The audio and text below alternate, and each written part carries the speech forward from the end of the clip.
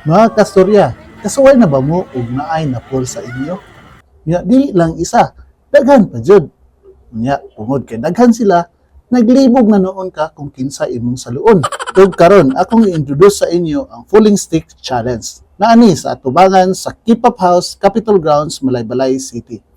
Ang bayad ani tag 20 pesos. Ug ang challenge, dapat masalo nimo ang pulo ka sticks.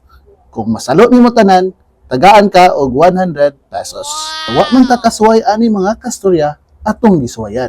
Feeling nako kaya ra ni nako ba. Pero tungod kay idara na ta, huna-huna na lang di ay ang kusog. Ang action hinay na. Mao lagi. Botang eh. Pero naniguro jud ta dinhi na side mga kastorya. Pabasin makadaog og 100 para palit sabon panglaba sa atong attire.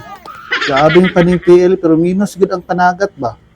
Naglibog jud eta kung daghan ma-fall sa ato ang mga kastorya. Mas maayo pa, wala na lang ma-fall sa ato. Di pa ta maglibog. Botang eh. Basta sure ko din mga kastorya na sigurado na ko makats ang last na na-fall sa ako. Ang siyang nga una nahulog, di na pasalig inyong kuya kay sakit na ang tuhod. Stories po. Salamat tungkay sa pag-ubad.